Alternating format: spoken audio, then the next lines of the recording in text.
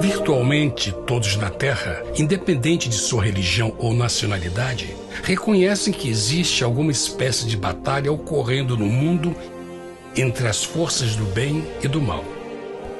Uma luta colossal entre a luz e as trevas, a verdade e o erro, a opressão e a liberdade, o bom e o mal, e finalmente, a vida e a morte. Qual é a história por trás deste evidente paradoxo?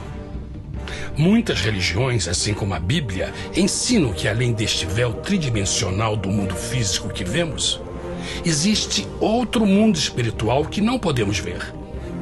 Nesta realidade invisível ao nosso redor, se desencadeia uma batalha titânica entre o herói supremo e justo contra o vilão mais cruel e maligno.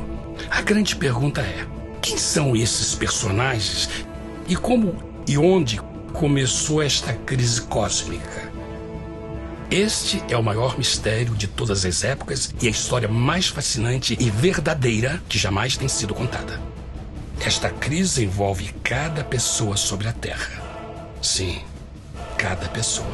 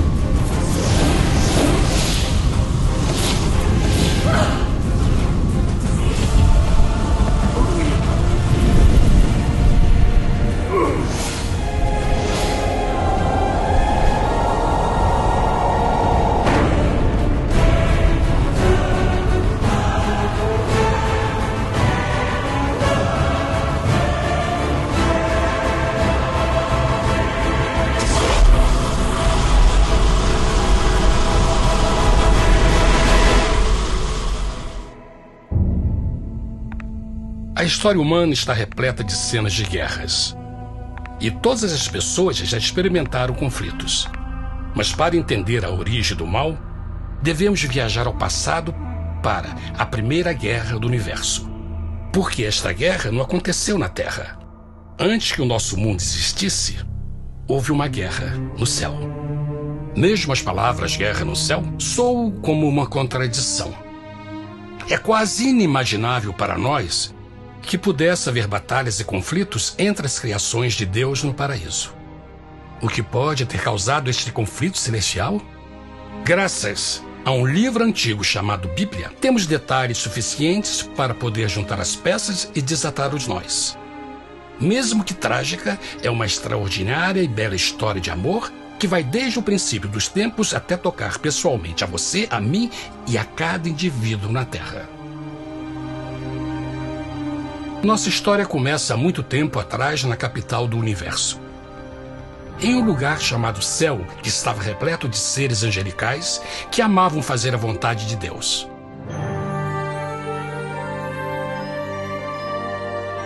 Sob o justo e amoroso governo do Criador, todo o céu desfrutava uma existência de felicidade e perfeita paz. O príncipe supremo do paraíso e comandante dos anjos era o poderoso e amoroso Filho de Deus, mais conhecido com o nome que adotou quando veio à Terra, Jesus. Ele tinha o mesmo propósito e pensamento com Deus, o Pai.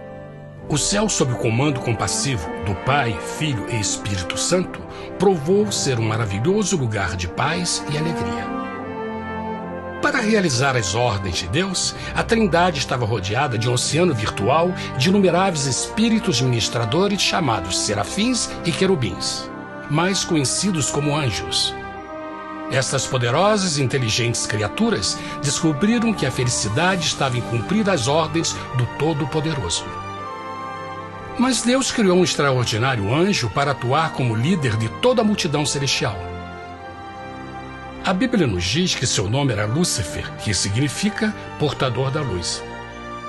Este querubim foi o maior ser criado por Deus e assumia a posição mais próxima do trono de Deus, estando diretamente sob a autoridade de Jesus. A tarefa de Lúcifer era difundir a luz e o conhecimento da vontade de Deus a todos os outros anjos. Lúcifer foi o mais esplêndido ser criado por Deus. Era extremamente bonito e dotado de enormes poderes de liderança e organização. Entre os anjos, ele foi muito admirado, respeitado e amado como amigo. Mesmo assim, Deus previu o mal que Lúcifer estava a ponto de introduzir no reino da luz. Cheio de sabedoria e formosura, de todas as pedras preciosas te cobrias. Tu eras o querubim, ungido para cobrir, e te estabeleci. No monte santo de Deus estavas. No meio das pedras afogueadas andavas. Perfeito eras nos teus caminhos, desde o dia em que foste criado, até que se achou iniquidade em ti. Quando Lúcifer percebeu a sua beleza e poder, seu coração pouco a pouco começou a mudar. Permitiu que seu enfoque se afastasse de Deus e direcionou seu amor para si mesmo. Talvez nunca saberemos completamente como e porquê estas sementes de rebelião germinaram em seu coração. Mas o profeta Isaías nos dá uma visão do pensamento de Lúcifer. Como caíste desde o céu, ó estrela da manhã, filha da alva! Como foste cortado por terra, tu que debilitavas as nações! E tu dizias no teu coração: eu subirei ao céu, acima das estrelas de Deus exaltarei o meu trono. Subirei sobre as alturas das nuvens e serei semelhante ao Altíssimo. Lúcifer, aos poucos, começou a cobiçar o poder de Deus, mas não sua personalidade. Ao pensar em suas próprias habilidades e belezas extraordinárias, os perversos tentáculos do orgulho e vaidade congelaram sua mente. Este ressentimento e inveja fizeram com que ele violasse a lei sagrada de Deus e se rebelasse contra seu governo. Precisamos fazer uma pausa e esclarecer algo. Desde o princípio, Deus ordenou que as leis da física governassem o mundo material em que vivemos. Sem essas leis naturais, o universo seria um caos. Do mesmo modo, as leis morais de Deus sempre têm dado segurança e estabilidade ao cosmos. Alguns pensam que os 10 mandamentos não existiram, até que o Senhor os entregou a Moisés no Monte Sinai. Mas as Escrituras nos ensinam que os princípios das leis de Deus sempre existiram por toda a eternidade, pois são a base fundamental de seu reino de amor. Seguros todos os seus mandamentos, permanecem firmes para todo sempre e são feitos em verdade e retidão. Os 10 mandamentos são um resumo das características de um Deus de amor. Os primeiros 4 mandamentos descrevem quem é Deus, seu poder, seu território e autoridade. Os últimos 6 descrevem como é Deus, sua honestidade, sua pureza, sua fé. Todas estas coisas sempre foram verdade e sempre serão verdade. Agora, pela primeira vez na história da eternidade, Lúcifer começou a violar estes princípios perfeitos. Lúcifer sabia que se fosse compartilhar o poder e status de Deus, necessitaria de apoio. E deu início ao trabalho. Começou sorrateiramente a circular entre os outros anjos, plantando sementes de dúvida e descontentamento a respeito da liderança de Deus, ao mesmo tempo em que, sutilmente, revelava suas próprias virtudes. Ele insinuou que Deus abusava de seu poder divino e suas leis restringiam a verdadeira liberdade e felicidade de suas criaturas. Com seu raciocínio audaz e poder de influência, Lúcifer pôde persuadir a um grande número de anjos a se unirem para seu motim. Talvez se perguntem, como tantos anjos inteligentes puderam seguir esse desertor? Bom, lembrem que até esse ponto nenhum anjo tinha escutado uma mentira. E nesse primeiro estágio da rebelião, os anjos não perceberam a obsessão de Lúcifer em assumir a posição de Deus. Não sabiam que finalmente ele planejaria a tortura e o assassinato do Filho de Deus na cruz com a intenção de ocupar o seu trono. Estranhamente, Lúcifer pensou que poderia ocultar seus verdadeiros propósitos de Deus. Ai dos que querem esconder profundamente o seu propósito do Senhor e fazem as suas obras às escuras e dizem: quem nos vê e quem nos conhece? Não pense nem por um momento que a rebelião de Lúcifer surpreendeu Deus e o pegou desprevenido. O Senhor sabe de todas as coisas e os pensamentos de suas criaturas. Ele entendia exatamente o que estava se passando pela mente de Lúcifer. E piedosamente Deus advertiu o desgarrado anjo do perigo. Mas no final, o orgulho e a vaidade não permitiram que Lúcifer se arrependesse. Então, iniciou a rebelião total contra Deus em vez da humilde obediência. Alguns podem perguntar: isso significa que Deus criou um anjo defeituoso? Não, mas ele criou Lúcifer com livre-arbítrio. Verão que o livre-arbítrio é uma coisa maravilhosa, mas também muito perigosa, incluindo o risco de uma rebelião e a possibilidade de que o amor de Deus seja rejeitado. Vejam que o amor real não pode vir de uma criatura pré-programada e não pode ser forçado, deve ser voluntariamente dado. Por exemplo, mesmo que seja bonito este cachorro robô, na verdade, nunca poderá amar-me. Posso fazer que pareça que me ame, mas só estará seguindo instruções pré-programadas. Não tem opção. Por outro lado,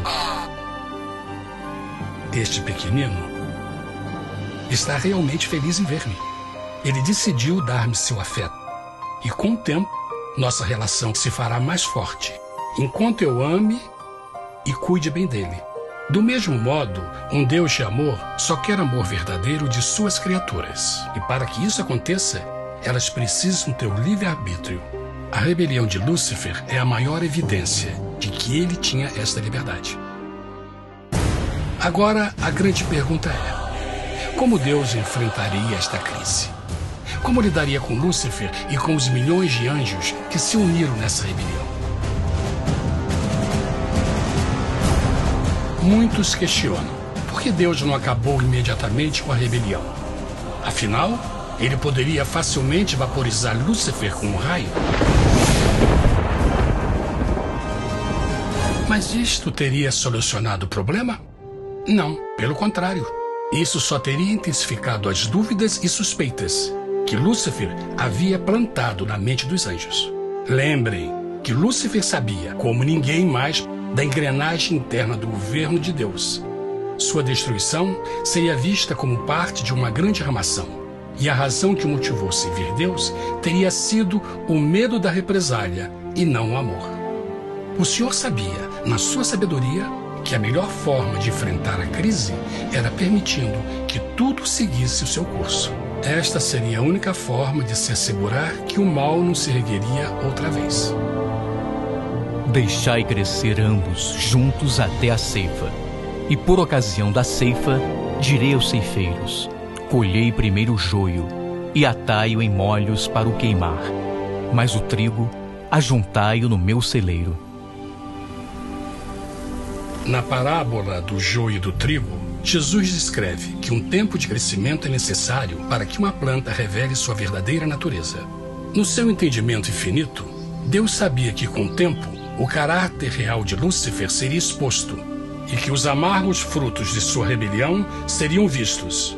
Até agora, os cidadãos do universo não estavam familiarizados com o pecado e até onde os levaria. Mas isso mudaria quando eles vissem por si mesmos sua terrível natureza autodestrutiva. Afinal, a sabedoria e o amor do governo de Deus seria para sempre confirmado e o universo estaria seguro. Quando Lúcifer e seus seguidores revelaram abertamente sua rebelião, o Senhor soube que não haveria paz se permitisse que eles ficassem no céu. Deveria impor um limite, entrar em ação e enfrentar os rebeldes.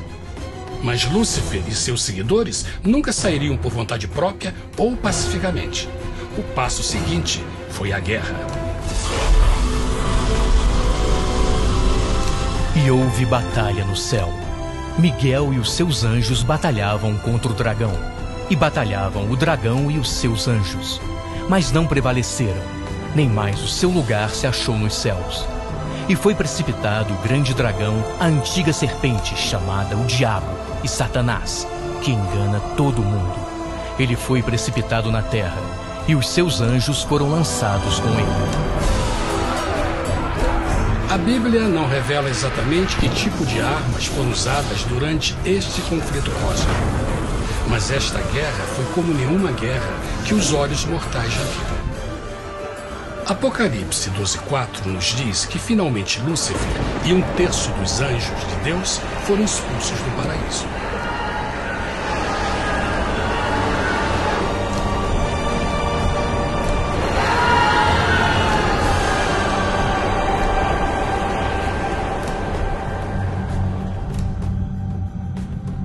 Mas e agora? Lúcifer tinha milhões de anjos ao seu lado, mas precisava de um pedaço de chão para continuar sua rebelião. Rápido, muito rápido, o universo começou a entender o quão doloroso e caro o pecado poderia chegar a ser. Mas a guerra não tinha terminado, apenas começava. Lúcifer, o portador da luz, agora virou Satanás, o adversário.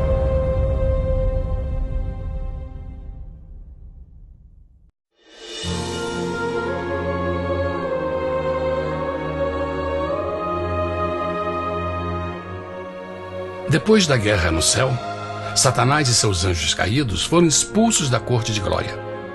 Por um tempo, o diabo e seus demônios vagaram pelo universo buscando inutilmente mundos que se compadeceram e se uniram à sua rebelião. Enquanto isto, o coração de Deus sentia intensamente o vazio que deixou a perda de Lúcifer e seus anjos. Então o Pai, o Filho e o Espírito Santo retomaram seu trabalho favorito, o maravilhoso trabalho da criação. Decidiram fazer um mundo novo, pleno, com muita variedade e diversas criaturas de amor. Este novo mundo seria único, porque as criaturas principais seriam feitas à imagem de Deus. Para eles, o Senhor também daria o domínio deste planeta novo, que conhecemos como Terra. No princípio, Deus criou a terra. E viu Deus tudo quanto tinha feito, e eis que era muito bom. Que imagem maravilhosa! Deus forma um novo mundo, nosso planeta, Terra. E em cada maravilhoso dia da criação, algo novo e espetacular começa a fazer parte da cena. Por exemplo, no terceiro dia, Deus falou e uma linda e exuberante vegetação fez parte da existência. Plantas de todas as cores, formas e tamanhos. No quinto dia, o mundo estava repleto de espantosas e exóticas criaturas, que podiam tanto se elevar aos céus como deslizar pelas águas azuis. E outras podiam fazer as duas coisas. No sexto dia, houve a introdução de um grande número de animais terrestres. Desde o gigante elefante até o pequeno esquilo, cada um encontrou um lugar nesse novo planeta para viver em harmonia com o resto da criação. E também no sexto dia, Deus criou o homem. E disse Deus: façamos o homem à nossa imagem conforme a nossa semelhança. E formou o Senhor Deus o homem do pó da terra, e soprou em suas narinas o fôlego da vida, e o homem foi feito alma vivente. E plantou o Senhor Deus um jardim no Éden, do lado oriental, e pôs ali o homem que tinha formado.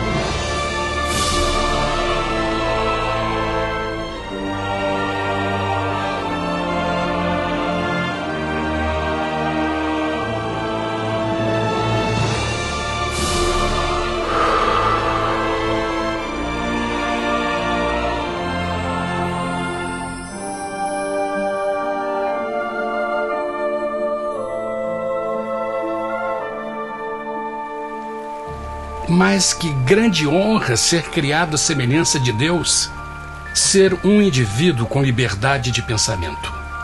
No princípio, o homem não percebia a sua nudez. Provavelmente porque antes do pecado ele estava vestido de glória e luz.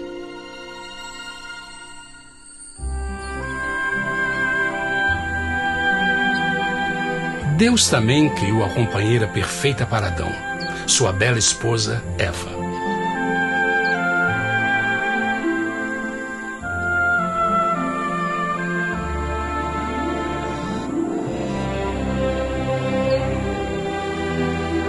O feliz casal foi colocado em um magnífico jardim perfeitamente projetado para aumentar sua felicidade. Para Adão e Eva e as outras criaturas da terra, também foi dado o privilégio divino de procriar a sua própria imagem. A intenção de Deus foi que a raça humana tivesse domínio sobre este paraíso perfeito para sempre. Eternamente felizes e saudáveis, trabalhariam com a flora do jardim de Deus enquanto desfrutariam o afeto e companhia de todas as criaturas sob seus cuidados. O ambiente que nossos primeiros antepassados experimentaram foi muito diferente do mundo de hoje. As rosas não tinham espinhos, os insetos não mordiam nem picavam, e os leões e as ovelhas brincavam juntos. Mas a grande bênção era os humanos viverem em perfeita harmonia com seu Criador. A cada 7 dias, Adão e Eva descansavam de seu prazeroso trabalho e gozavam de uma comunhão com a visita de seu Criador. Era um mundo esplêndido e maravilhoso. E esse estado de felicidade teria continuado eternamente se nossos primeiros parentes tivessem mostrado fidelidade como a simples prova. Mas da árvore do conhecimento do bem e do mal, dela não comerás, porque no dia em que dela comeres, certamente morrerás. Visto que o adversário havia contaminado o universo com sua rebelião, o Senhor viu a necessidade de uma simples prova de amor e lealdade. Lembrem que os anjos bons acabaram de ver 1/3 de seus amigos serem expulsos do céu durante a guerra. Como estariam seguros de que esses novos humanos não se uniriam a Lúcifer e causariam problemas? Então o Senhor plantou uma árvore no jardim, uma árvore cujo fruto não deveria ser comido sob pena de morte. Ao passar por esta simples prova de obediência, Adão e Eva mostrariam a lealdade para com Deus e a fé em sua palavra. Ainda mais, era uma prova de amor. Por isso, Jesus disse em João 14, se me amais, guardais meus mandamentos. Mas alguém mais soube desta prova de fé e estava determinado a usá-la em seu favor. Satanás estava com inveja dos humanos que desfrutavam da bendita vida que ele perdeu. Sua feliz existência estava em total contraste com a sua, que agora estava cheia de culpa, pecado e miséria. Com ressentimento e raiva, não estava disposto a deixar o casal em paz, pois o pecado sempre buscará arrastar a outros consigo.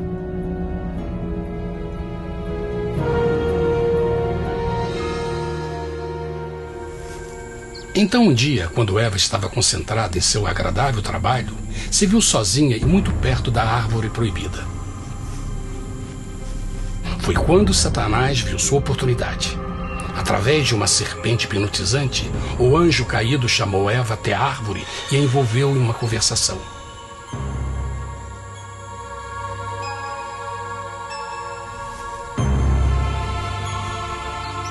Suas palavras encantadoras foram cuidadosamente calculadas para gerar desconfiança a Deus.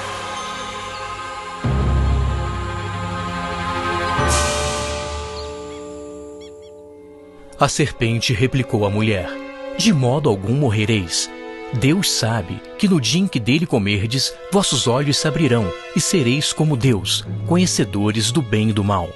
A mulher notou que a árvore era boa para comer, pois era atraente aos olhos e desejável para alcançar sabedoria. Colheu o seu fruto e comeu. Deu também ao seu marido, que comeu assim como ela. Tragicamente, quando Eva escutou a suave e sedutora voz do tentador, começou a ter certas dúvidas da palavra de Deus. A serpente enganou-o com a promessa de grande poder e sabedoria. Isso chamou sua atenção. Além disso, aparentemente um fruto deu à serpente a habilidade de falar. Que outros poderes poderia dar a ela? E mesmo tendo acabado de conhecer a serpente, ela confiou em sua palavra acima da de Deus, quem a criou, e lhe deu um paraíso para viver. Então Eva comeu o fruto proibido e convenceu seu esposo a fazer o mesmo. Adão poderia ter escolhido ser fiel a Deus, mas colocou seu amor pela esposa acima do seu amor por Deus. Quando os nossos primeiros parentes mostraram lealdade ao inimigo, o domínio da terra foi tomado por Satanás. Não sabeis que, vos oferecendo a alguém para lhe obedecer, vos tornais escravos daquele a quem obedeceis? Ninguém pode servir a dois senhores. Este mundo agora seria o último campo de batalha entre o bem e o mal, e o coração de cada homem e mulher seria o prêmio. Adão e Eva não se deram conta desse tempo, mas seu momento de desconfiança e desafio abriria as comportas do sofrimento de milhões de pessoas durante milhares de anos.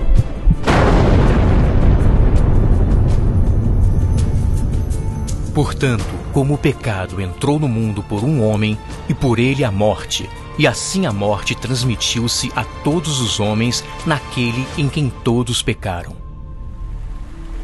Nossos primeiros parentes logo enfrentaram o terrível resultado de seu pecado. Em estado santo, Adão e Eva resplandeciam com túnicas de glória. Depois de pecarem, suas túnicas naturais de luz se desfizeram e eles ficaram mortificados com a sensação de sua nudez. Vergonha e temor tomaram o lugar de sua alegria e paz e trataram de cobrir sua nudez com folhas. Agora eles se encontravam sob constante influência do diabo. Ao ceder à tentação, debilitaram sua natureza. E Satanás ganhou poder sobre a humanidade. As pessoas não podiam resistir às tentações do diabo com sua própria força. Por último, e o mais aterrador, se encontravam vivendo sob a pena de morte iminente. Deus havia advertido que a desobediência traria a morte. Já tinha experimentado a morte espiritual. Quanto tempo passaria para sofrerem a morte física também? Nesse ponto, seu futuro não tinha nada mais que escuridão e desespero. Tendo expulsado o homem, colocou diante do jardim do Éden os querubins com o cintilar da espada flamejante, para guardar o caminho da árvore da vida. Como o pecado provocou a expulsão dos anjos caídos de seu lar celestial, agora pela desobediência, Adão e Eva foram tirados de seu jardim, seu lar no paraíso. Tudo à sua volta estava mudando rapidamente, e a humanidade se encontrou suscetível às dores, doenças e finalmente à morte. Até os animais e plantas estavam infectados pela terrível maldição. Os espinhos e cardos agora pareciam árvores e flores, e os animais que antes eram gentis começaram a se matar e a devorar uns aos outros. O pior resultado foi que o pecado separou a humanidade de Deus. Mas vossas iniquidades cavaram um abismo entre vós e vosso Deus. São vossos pecados que ocultaram de vós sua face, para não vos escutar. Na criação, foram dados a Adão e Eva a honra de falar com os anjos, e até com o Filho de Deus cara a cara. Mas Deus é tão puro e santo que nenhum mal pode existir na sua presença. Agora que os primeiros humanos tinham pecado, Deus afastou sua santa presença deles para a sua própria proteção. O pecado tinha queimado uma parte da alma do homem que já não podia ver a dimensão espiritual. Deste momento em diante, a comunicação com o céu seria limitada. Mesmo com todas estas maldições caindo sobre Adão e Eva, o coração do Senhor se encheu de compaixão. A lei que haviam violado não poderia ser alterada para salvá-los, pois é tão sagrada e imutável como Deus mesmo. O Senhor sabia que havia só uma maneira na qual o homem podia se redimir. Então um plano foi revelado, nascido do fundo do coração de Deus. Um plano para salvar o homem de seu encontro com a morte eterna e restaurar tudo que estava perdido com o pecado. Seria de grande intensidade, alcance e poder, mas seria um plano que também implicaria num enorme sacrifício. O amor de Deus para conosco se manifestou por ter enviado ao mundo seu Filho unigênito, a fim de vivermos por ele. Nisto consiste o amor, não em termos nos amado a Deus, mas em ele nos ter amado e enviado seu Filho para se sacrificar por nossos pecados. As Escrituras claramente ensinam em Romanos 6:23, o custo do pecado é a morte. A lei violada demandava a vida do pecador e só tinha um em todo o universo qualificado como substituto da humanidade. O Criador só podia pagar a dívida de suas criaturas tomando seu lugar. Então Jesus Cristo, o Filho de Deus, concordou em deixar a pureza, glória e segurança do céu. Ele viria para morrer em nome do homem em seu malvado e renegado planeta. Ele nasceria como um inocente e indefeso bebê, suportaria uma vida de dor e vergonha e mesmo assim viveria uma perfeita e vitoriosa vida. Finalmente, ele teria uma morte humilhante para poder ser o substituto da humanidade caída. Por seu sacrifício, a humanidade incrivelmente receberia uma nova oportunidade de ter a vida eterna. Seu sangue seria o resgate para um mundo raptado por Satanás. Este maravilhoso plano de redenção foi graficamente ilustrado no sistema de sacrifício de animais ordenado por Deus depois da queda do homem. O Senhor tinha avisado Adão e Eva que iriam morrer no dia em que comessem do fruto proibido. E como que permaneceram vivos? A Bíblia nos diz que imediatamente depois do pecado, Deus providenciou roupas na forma de peles de animais. É bom notar que o Apocalipse se refere a Jesus Cristo como a ovelha que foi morta desde o princípio do mundo. Isto indica que uma ovelha foi sacrificada no mesmo dia para prevenir suas mortes imediatas. Pela fé, neste sacrifício, suas mortes foram simbolicamente transferidas deles para a criatura inocente. A ovelha certamente era a representação de Jesus. Assim, um raio de esperança foi dado em uma situação de escuridão e desespero.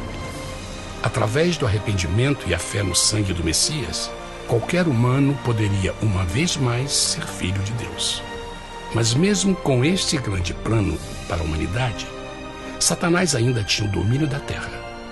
E a vida na terra não estava fácil. No mundo haveis de ter aflição, mas coragem, pois eu venci o mundo. Naturalmente, muitos se perguntam, como um Deus amoroso e poderoso permite dores e sofrimentos no nosso mundo atual? Mas está claro desde o Gênesis que Deus nunca quis que nós tivéssemos o conhecimento da dor dessa vida. Quando o mundo saiu das mãos de Deus, a terra era um maravilhoso paraíso. Foi o pecado de Adão e Eva que deu a Satanás o direito de assumir o controle deste planeta. Devido à sua trágica eleição, o diabo e seus súditos ganharam o poder de tentar e atormentar os humanos, introduzindo a doença, a dor e o sofrimento. Talvez fosse melhor perguntar: por que Satanás não tem o controle total da humanidade? A resposta é Jesus Cristo. Talvez já perceberam que a morte de Jesus na cruz deu a cada um de nós a oportunidade de sermos salvos, mas na verdade fez muito mais do que isso. Quando o Salvador ofereceu sua vida para redimir a terra, esse ato poria restrições ao controle de Satanás sobre a humanidade. Satanás não poderia forçar nossa vontade e seu poder de nos ferir seria limitado. O sacrifício de Cristo também nos trouxe um tempo de prova, durante o qual poderíamos ver a diferença entre o governo de Deus e o de Satanás, e então decidir a quem servir. Finalmente, pelo sacrifício que fez Jesus, o reino de Satanás chegará ao seu final, e um dia a terra será devolvida ao homem mais maravilhosa do que era no princípio. Mesmo Adão e Eva tendo começado suas vidas como exilados do paraíso, ainda tinham esperança. Deus providenciou peles de animais sacrificados para se cobrirem. Mas o mais importante, ele prometeu o sangue do Cordeiro de Deus para pagar por seu pecado, se aceitassem a Cristo e se arrependessem. Uma grande pergunta permanece: as pessoas aceitaria o grande presente de Deus? Como escaparemos se agora desprezarmos a mensagem tão sublime da salvação? A incrível história que acabaram de escutar é verdade e afeta vocês. Pois, pelo desejo de Satanás de ser Deus e a desconfiança e desobediência de Adão e Eva, todos nós nos encontramos em uma situação perigosa. De um lado, a humanidade foi grandemente favorecida por Deus com uma segunda chance de recuperar nosso lugar no Éden. Por outro lado, se nós desistirmos de aproveitar esta grande chance, nos tornaremos escravos de Satanás e finalmente seremos destruídos quando Deus limpar o universo do pecado. Amigos, não há melhor hora de fazer sua escolha por Jesus do que agora mesmo. Nenhum de nós sabe quanto tempo mais teremos que viver nesta terra.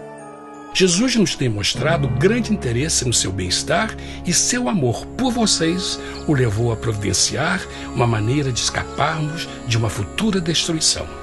Ele quer que você o aceite e se arrependa de seus pecados. Através de Cristo, pode encontrar o perdão para tornar-se como Ele em caráter. A triste notícia é que Satanás atua de todas as formas possíveis para evitar que aceite o presente da salvação de Deus. Devido à nossa rotina da vida, o amor ao dinheiro ou alguma outra distração fascinante, ele trabalha para manter a todos ocupados e afastados do que, na realidade, mais importa, sua salvação eterna. Para que entenda a realidade da situação e que se você não escolhe a Jesus por omissão, está escolhendo a Satanás. Mesmo que a terrível escolha de Adão e Eva nos traga morte e miséria, vocês agora podem tomar uma melhor decisão. Deus está oferecendo uma paz que satisfaz o anseio mais profundo de sua alma e uma alegria que não encontrará nas atribulações deste mundo. O desejo que tem o coração de Deus é que seja salvo e esteja com Ele no paraíso. Mas o único que pode mantê-lo fora do céu é você. Imagine a tragédia que seria se você recusasse este precioso presente. Você pode decidir hoje e aceitar a salvação que Deus prometeu.